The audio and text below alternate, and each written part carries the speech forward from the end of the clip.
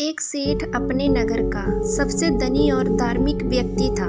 उसके पास बहुत ही धन संपत्ति थी। उसे किसी चीज की कोई कमी नहीं थी। वो बहुत ही सुखपूर्व अपना जीवन अपने परिवार के साथ जी रहा था। सेठ और उसकी पत्नी शुरू से ही गरीबों की मदद करते थे। उन्हें एक समय का भोजन कराया करते थे। ऐसा करने से उन्हें बहुत ही ज्यादा सुख मिलता था। वह दोनों साधु महात्मा को बहुत मानते थे। उन पर उनका बड़ा विश्वास था। उनके नगर में जब भी कोई साधु महात्मा आते, वह उनसे मिलने और उनके उपदेशों को सुनने जरूर जाया करते थे और उन्हें अपने घर बुलाकर उनका आदर सत्कार भी किया करते थे। यदि सेठ के घर के पास से कोई भिक्षु जाता, वह उसे भी अपने घर पर बुलाते। इसी तरह बार बार एक सन्यासी उनके घर पर आ जाता है, अपनी भिक्षा पत्र आगे करके भिक्षा मांगता है। सेठ सन्यासी को देखकर उसे अपने घर बुलाने को कहते हैं। सन्यासी भीतर चला जाता है।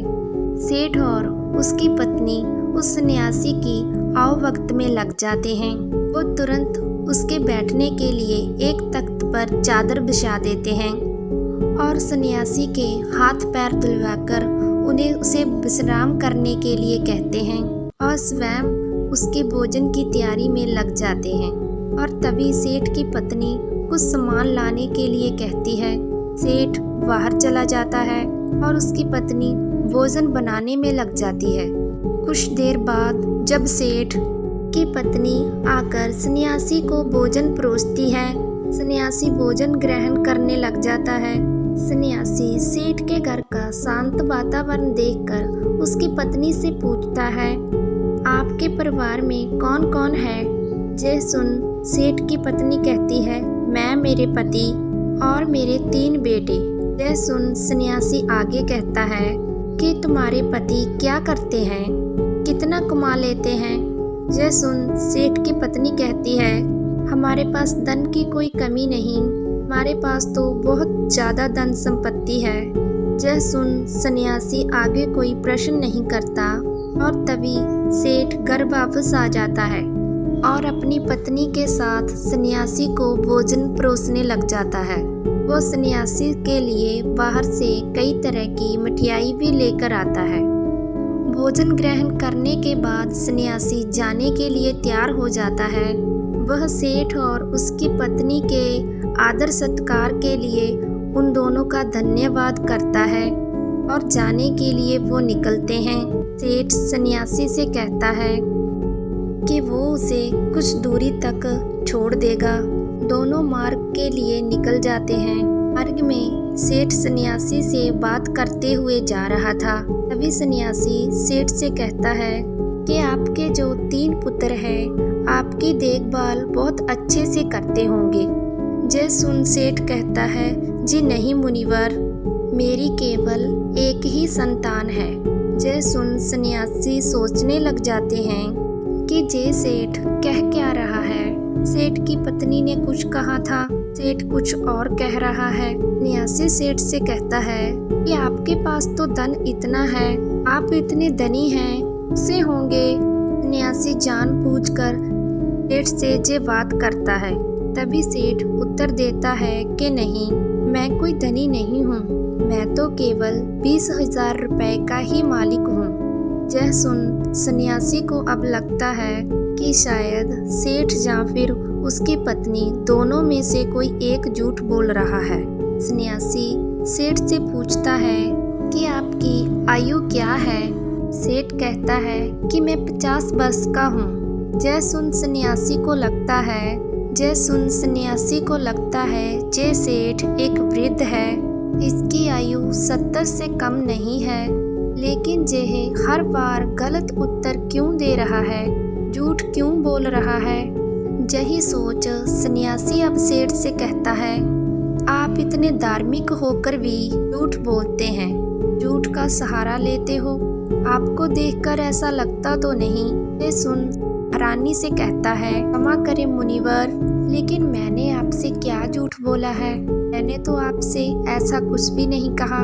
ये सुन सन्यासी कहता है, जो कुछ भी मैंने आपसे पूछा वही प्रश्न मैंने आपसे आपकी पत्नी से भी किया था, लेकिन दोनों के उत्तर अलग अलग हैं। यह सुन सेठ कहता है, कैसा प्रश्न मुनिवर?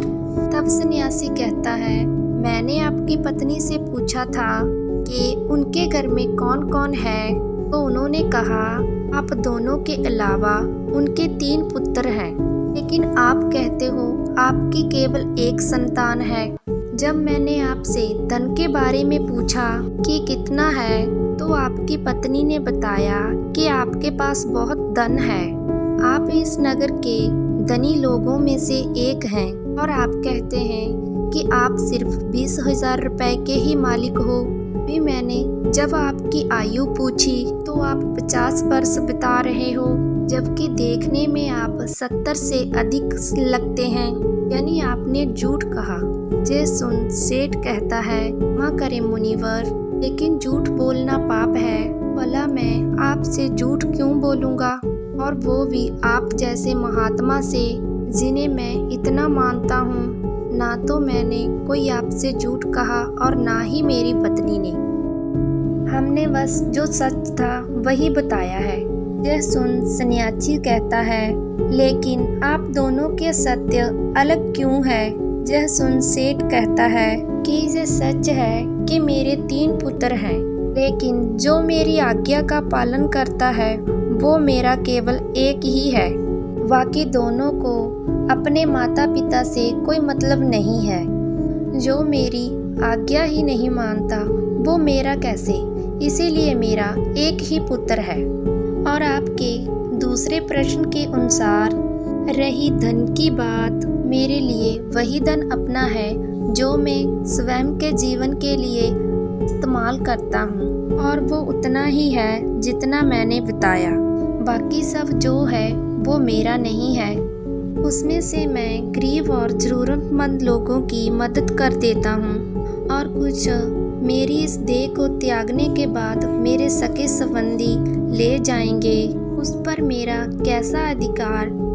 तो अब बात करें अंतिम प्रश्न की। मैंने अपनी 50 वर्ष की आयु तक महात्माओं की शरण में जा शिक्षा लेना और जीवन के सही मूल्य को समझना सीखा है और उनकी सेवा की है। उस शिक्षा से ही मैं अपने जीवन को बदल पाया हूँ। यही कारण है कि मैंने आयु आपको यही बताई है। अब आप ये बताएं, क्या मैंने आपसे इसमें कोई झूठ कहा? यह सुन सन्यासी को अब सेठ की पूरी बात समझ में आ जाती है, और वो कहते हैं, क्षमा करें, मुझे पहले आपके बारे में अच्छी तरह से जान लेना चाहिए था। स्वयं के भीतर आपकी झूठी छवि बनाने से पहले। और तब सन्यासी सेठ की बात का मान रखते हुए आगे बढ़ जाता है और सेठ अपने घर लौट आता है। इस कहानी से हमें ये ज्ञान प्राप्त होता है कि किसी के प्रति अपना नजरिया बनाने से पहले, कोई भी प्रतिक्रिया देने से पहले सामने वाली की बातों को भी पूरा सुन लेना चाहिए। कहानी को सुनने के लिए आपका बहुत बहुत धन्यवाद। अगर आपको ये कहानी अच्छी लगी, प्लीज़ हमारे चैनल को सब्सक्राइब एंड वीडियो को लाइक ज़रूर करना, और अपने किसी के साथ ये वीडियो को शेयर ज़रूर करना।